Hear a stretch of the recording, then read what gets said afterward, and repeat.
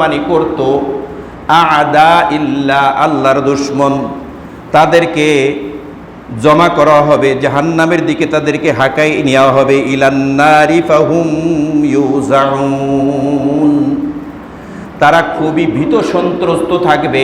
এই অবস্থায় তাদেরকে জাহান্নামের দিকে হাঁকায় নেওয়া হবে আল্লাহর দুশমন যারা নাকি আছে। হাত্তা ইযা মা জাউহা শাহিদা আলাইহিম, যখন তারা একেবারে জাহান্নামের পাড়ে পৌঁছবে তখন তারা একটু বলবে যে আসলে কোন অপরাধে আমাদেরকে জাহান্নামে নেওয়া হচ্ছে। তখন এই মুখ বারবার কথা বলার কারণে আল্লাহ তাআলা মুখকে বন্ধ করে দিবেন। তখন তাদেরকে সাক্ষী দিবে শাহিদা আলাইহিম, তাদের গুনাহের ব্যাপারে সাক্ষী দিবে সামউহুম, তাদের কান। কে সাক্ষী দিবে? কান। কান বলবে আল্লাহ আমি তো আপনার আমানত ছিলাম, আমানত হিসেবে আপনি অমুক বান্দা তার নিকটে আমাকে রেখেছিলেন, কিন্তু সে আমার আমানতকে ঠিক রাখে নাই, আমানতের খেয়ানত করেছে। তাকে দিয়ে শোনার কথা ছিল ওয়াজ, আমাকে দিয়ে ওয়াজ শোনার কথা ছিল, আমাকে দিয়ে ভালো কথা শোনার কথা ছিল, কোরআন তেলাওয়াত শোনার কথা ছিল, কিন্তু আমাকে দিয়ে শুনছে গান, আমাকে দিয়ে শুনছে হলো গীবাত, শিকায়েত, পরনিন্দা, পরচর্চা। এইটা আমি শুনেছি, অতএব এইটার জন্য আমি প্রস্তুত ছিলাম না। আল্লাহ সে অপরাধী, তার শাস্তি দেন। এরপরে সাক্ষী দিবে ওয়া আবসারুহুম, তার চোখ, চোখও ওইভাবে সাক্ষী দিবে। ওয়া জুলুদুহুম, তার গায়ের চামড়া। এই ওয়া জুলুদুহুম বলতে সমস্ত তাফসীর কারকরা লিখেছেন ওয়া জুলুদুহুম বলতে পুরা শরীরের পুরা অঙ্গ যতগুলা বাকি আছে সব। কারণ আমাদের শরীরের মধ্যে যতগুলো অঙ্গ প্রত্যঙ্গ আছে সব কিছু কিন্তু চামড়া আবৃত। থানিব রহমতুল্লাহ ব্যাখ্যা বয়ানুল কোরআনের মধ্যে সবই কি চামড়া, চামড়া খোলা কিছু নাই, সবই কি চামড়া আবৃত। অতএব এই সব চামড়া আবৃত যত ধরনের অঙ্গ প্রত্যঙ্গ আছে সব আমার বিরুদ্ধে সাক্ষী দিবে। বিমা কানু ইয়ামালুন, কি করেছিলাম সেইটা দিয়ে আমরা সেইটার সাক্ষী দিবে।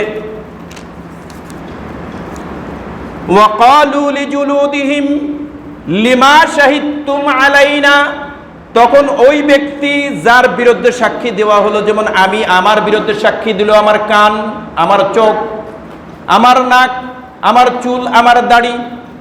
দাড়ি কিয়ামতের ময়দানে সাক্ষী দেবে। যদি দাড়ি চাইছে ফেলাই এই অপরাধ করে কিয়ামতের ময়দানে কি হবে? সাক্ষী দেবে। অথবা যেই পরিমাণ দাড়ি রাখা সুন্নত ছিল সেই পরিমাণ যদি না রাখি তাহলে আমার এই মুখে যেখানে দাড়ি গজায় সেখানে সাক্ষী দেবে, কোনো কিছুই বাদ থাকবে না। আমার শরীরের এই অঙ্গ প্রত্যঙ্গগুলো তখন যখন সাক্ষী দেবে তখন আমি তাদেরকে বলবো আমি তোকে কত যত্ন করেছি, তুই চোখ আজকে আমার বিরুদ্ধে সাক্ষী দিলি, তোরকে আমি চশমা নিয়ে দিছি সুন্দর দেখার জন্য, পাওয়ার ঠিক রাখার জন্য, আজকে আমার বিরুদ্ধে তুই সাক্ষী দিলি। হ্যাঁ, জিম করে করে একদম শরীরটাকে পালোয়ান বানাইছিলাম, এই শরীর তুমি আজকে আমার বিরুদ্ধে সাক্ষী দিচ্ছ। তোমাকে খাওয়াইয়া সুন্দর করেছিলাম, মোটা তাজা করেছিলাম, আজকে তুমি আমার বিরুদ্ধে আমাকে সাক্ষী দিচ্ছ। তখন তারা বলবে ওয়াকালু লিজুলুদিহিম, এই লিজুলুদিহিমের অর্থ এখন ভালো মতো বোঝা যাচ্ছে। চামড়া বলতে সমস্ত অঙ্গ প্রত্যঙ্গ, লিজুলুদিহিম সকল অঙ্গ প্রত্যঙ্গর দিকে খেয়াল করে ওই বান্দা তার অঙ্গ প্রত্যঙ্গ যেগুলো সাক্ষী দিয়েছে তাদের ব্যাপারে বলবে ওয়াকালু লিজুলুদিহিম লিমা শাহিদতু আলাইনা, আজকে কেন আমার বিরুদ্ধে তোরা সাক্ষী দিলি? ক্বালু আনতাকানাল্লাহ, তখন তারা সমস্ত অঙ্গ প্রত্যঙ্গ যেগুলো সাক্ষী দিয়েছিল তারা বলবে ক্বালু আনতাকানাল্লাহ, আল্লাহ আমাদেরকে বলার যোগ্যতা দান করেছেন বিধায় আজকে আমানত হিসেবে বেআমানতি করার সেই ঝালটা আমরা মিটাইয়া নিলাম। আমাদের দ্বারা তো তোমার এই কাজ করার কথা ছিল না, কেন তোমরা আমাদের দ্বারা এই কাজ করেছো? অতএব তখন বলতে পারি নাই, তখন আমাদের বলার সুযোগ দেওয়া হয় নাই। ওখানে যদি দুনিয়াতেও বলার সুযোগ দেওয়া হয়তো আমরা বলে দিতাম, কিন্তু যেহেতু আল্লাহ তাআলা দুনিয়াতে বললে তোমরা মানুষের সামনে লজ্জিত হয়ে যাবা, এই জন্য আল্লাহ তাআলা সুযোগ দেন নাই। তা না হলে চোখ দুনিয়াতে বলে দিত, এই গুনাহ করে মৌলভী সাহেব এখন আসছে, মৌলভী সাহেব এরকম ভাবে মৌলভী সাহেবের পিছনে একটা করো, এইটা করে এই হাজি সাহেব এখন আসলো, এইটা করে পীর সাহেব এখন আসলো, এইটা করে এরকম ভাবে এমপি সাহেব এই কাজ করে এরকম পাড়ার থেকে এখন আসছে, এক মহিলার সাথে রাত্রি কাটাই আসছে, এই কথা বললে পরে সে উম্মতি মুহাম্মাদি হিসেবে লজ্জিত হয়ে যেত।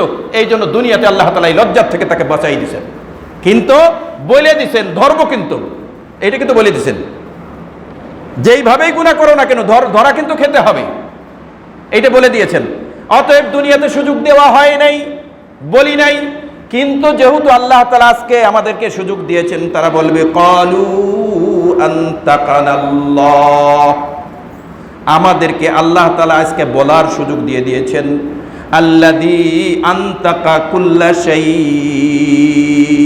যেরকম নাকি আল্লাহ তাআলা প্রত্যেক জানোয়ারকে, প্রত্যেক প্রাণীকে কথা বলার সুযোগ দিয়ে দিয়েছিলেন। ওয়া হুয়া খালাকাকুম আউওয়ালা মাররাতিন ওয়া ইলাইহি তুরজাউন, তিনি সর্বপ্রথম প্রত্যেকটা জিনিসকে তৈরি করেন এবং তার নিকটেই আমাদেরকে ফিরে যেতে হবে। ফিরে যেতে হবে কার কাছে? যাদের এই ভয় নাই যে আল্লাহর কাছে আমাদের ফিরে যাইতে হবে কিনা, তারা গুনাহ করবে। যারা এই কথা মনে করি যে আল্লাহ তাআলার সামনে আমাদেরকে অবশ্যই যেতে হবে, তাদের গুনাহ করার কোনো সুযোগ নেই। আমরা কোন পক্ষে যাব? আমরা কোন পক্ষে যাব? আল্লাহর কাছে আমাদের ফিরে যাইতে হবে তো? ইয়াকিন আছে কার কার যে আল্লাহর কাছে ফিরে যেতে হবে? আল্লাহর কাছে যেহেতু ফিরে যেতে হবে, অতএব নিজের মনের মধ্যে এই ভয় রাখা দরকার, প্রত্যেকটা গুনাহ করার সময় চাই সেটা গোপনে করি আর সেটা প্রকাশ্যে করি, ক্ষমতার জোরে করি,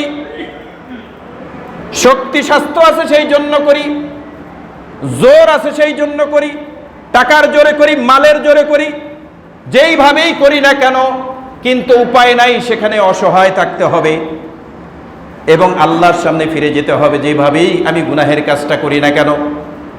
এবং আল্লাহ তাআলার সামনে তখন কিন্তু কোনো বাহাদুরি চলবে না, তখন কিন্তু আল্লাহ সুবহানাহু ওয়া তাআলার সামনে আমার এই দুনিয়ার মাতুব্বরি, সরদারি, এমপিগিরি আর মিনিস্টারগিরি আর মাতুব্বরগিরি আর অর্থের ঝনঝনানি, এগুলো কোনো কিছুই কাজে লাগবে না। সেখানে শুধু ভালো কাজ যদি আমি করে যাই সেইটাই কাজে লাগবে, মন্দ কাজ যদি করে যাই অবশ্যই সেইটার সাক্ষী আমার অঙ্গ প্রত্যঙ্গ আমার বিরুদ্ধে সাক্ষী দিয়ে দেবে। অতএব ভয় করতে হবে কাকে? একমাত্র আল্লাহ সুবহানাহু ওয়া তাআলাকে ভয় করে চলতে হবে, যেন একটু পদস্খলন আমাদের না হয় যে আল্লাহ সুবহানাহু ওয়া তাআলা, তার সামনে যেহেতু আমাদেরকে হাজির হইতে হবে, অতএব আল্লাহ সুবহানাহু ওয়া তাআলার জন্য প্রস্তুত থাকতে হবে।